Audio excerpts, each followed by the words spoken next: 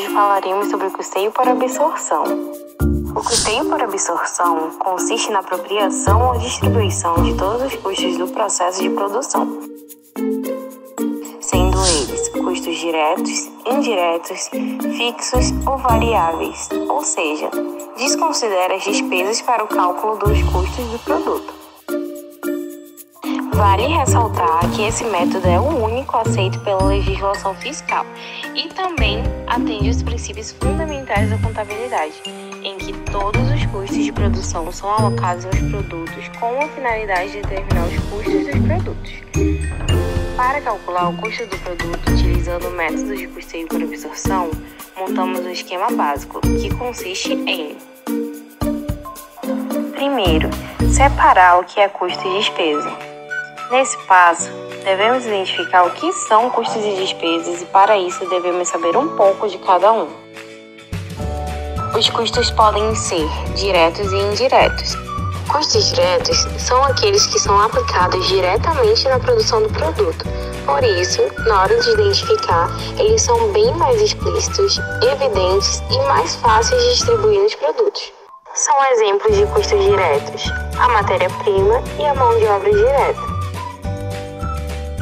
Já os custos indiretos são aqueles que não são aplicados diretamente ao produto e, por isso, na hora de identificar, eles não são tão explícitos e nem tão evidentes na hora da distribuição entre os produtos. Por exemplo, aluguel, manutenção de máquinas e energia elétrica. E, para identificar as despesas, é bem simples. Elas são todos os gastos que não têm ligação alguma com a produção. E como já vimos, elas não são consideradas no custeio por absorção. Exemplos de despesas são comissão das vendas, salários da administração e outros. O segundo passo é fazer a apropriação dos custos diretos. A apropriação dos custos diretos é bem simples também. Para distribuí-los, basta saber a quantidade utilizada para produzir cada produto. No passo 3, devemos fazer a apropriação dos custos indiretos, com a utilização de um critério de rateio. O rateio é você distribuir os custos indiretos de forma proporcional a cada produto. E essa proporcionalidade é definida por um critério de rateio. Esse critério normalmente é escolhido pelos gestores de uma empresa e podem ser mão de obra direta ou horas de mod, horas de uso direto das máquinas utilizadas na produção, unidades produzidas ou número de funcionários. E como vimos, é escolhido um desses critérios para assim alocar os custos indiretos ao produto. Nosso quarto e último passo é calcular os custos total e unitário. Mas, para entendermos melhor como utilizar o custeio por absorção, vejamos um exemplo. Suponhamos que uma fábrica produz e vende dois tipos de bolsa: a bolsa tiracolo e a bolsa de mão.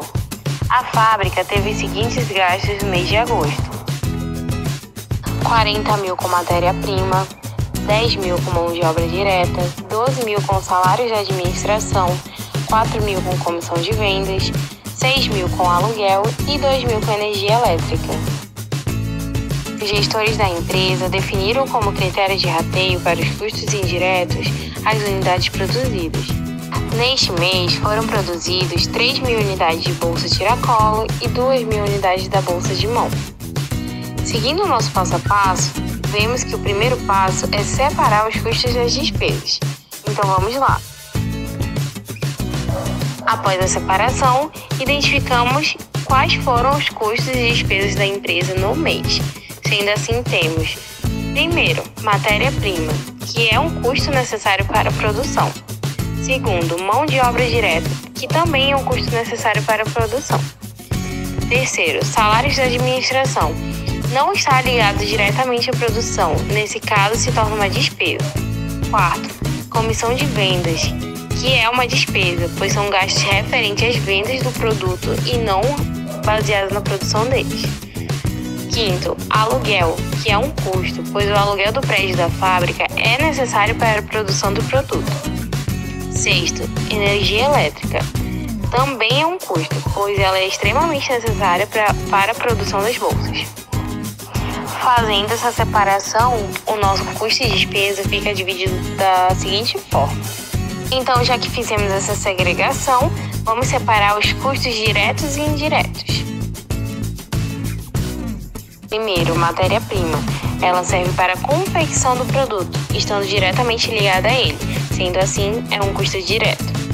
Segundo, mão de obra direta, o nome mesmo já diz tudo, é um custo direto. Terceiro, aluguel. Não faz o produto, mas é importante para a produção, sendo assim, é um custo indireto. Quarto, energia elétrica, que também não está dentro do produto, mas ajuda na produção do mesmo, sendo assim, um custo indireto. Segregando custos diretos e indiretos, ficará da seguinte forma. Agora que já fizemos toda a classificação entre custos e despesas, vamos para o segundo passo, que é a apropriação dos custos diretos. Esse passo é bem simples, depende apenas da informação do quanto foi utilizado de matéria-prima na produção de cada produto. Nesse caso, essa informação foi dada pelos próprios gestores da fábrica, sendo as seguintes. Após a informação cedida de cada item, temos proporcionalmente os custos diretos, totalizando em 36 mil para a bolsa tiracolo e 14 mil para a bolsa de mão. Agora vamos ao terceiro passo, apropriação dos custos indiretos. Sabemos que nessa etapa precisaremos utilizar um critério de rateio, e o critério definido pela empresa foi a quantidade produzida no mês. Vimos que no mês foram produzidas 3 mil bolsas tiracolo e 2 mil bolsas de mão, o que totaliza em 5 mil unidades de bolsa. Mas precisamos encontrar as proporções para então dividir os custos indiretos. Para encontrarmos a proporção, temos que dividir a quantidade produzida de um produto pelo total produzido. Nesse caso temos o total produzido e o total da proporção. Ou seja, 3 mil unidades de bolsa tiracolo representam 60% do volume. 2 mil unidades de bolsas de mão representam 40% do volume total. Então, assim, encontramos as proporções e agora vamos distribuir os custos indiretos. Sendo eles aluguel 6 mil e energia elétrica 2 mil. Nesse caso, totaliza em 8 mil de custo indireto, distribuindo assim para cada produto. Na bolsa tiracolo, utilizaremos os 60% da proporção referente ao volume, multiplicando por 8 mil, o valor total dos custos indiretos, totalizando assim 4.800. Na bolsa de mão, pegamos os 40% também referente ao volume proporcional e multiplicamos por 8 mil, total de custos indiretos, totalizando em 3.200. Então, desses 8 mil de custo indireto, 4.800 são com a bolsa tiracolo e 3.200 são com a bolsa de mão. Então, com todos os custos calculados, vamos para o quarto passo, que é calcular os custos totais e unitários de cada produto. O custo total, a gente calcula somando o custo direto mais o custo indireto. Para a bolsa tiracolo, temos 36 mil de custo direto e 4.800 de custo indireto, totalizando em 40.800. Para a bolsa de mão, temos 14 mil de custo direto, 3.200 de custo indireto, totalizando em 17.200. Já para o custo unitário, dividimos o custo total pela quantidade produzida. Para a bolsa tiracolo, temos 40.800 dividido por 3 mil, totalizando em 13,60. Para a bolsa de mão, temos 17.200 dividido por 2 mil, que totaliza em 8,60. Já que agora entendemos o que é o custeio por absorção e como calculá-lo, vejamos quais são as vantagens e desvantagens desse método. Sem dúvida, a principal vantagem de utilizar o custeio por absorção é porque esse é o único método aceito legalmente para demonstrativos de resultados. Também é um método bastante fácil de implementar, pois não exige que a empresa separe os custos por tipos, já que considera todos eles igualmente. Por outro lado, o custeio por absorção não oferece uma visão gerencial adequada para a tomada de decisões. Isso porque prejudica o entendimento de conceitos como margens de contribuição e até mesmo o custo das mercadorias vendidas. Já que o custeio por absorção distribui os custos fixos entre todos os produtos e nem sempre esse critério escolhido para rateio é mais adequado, não permite que o gestor conheça a margem real dos produtos.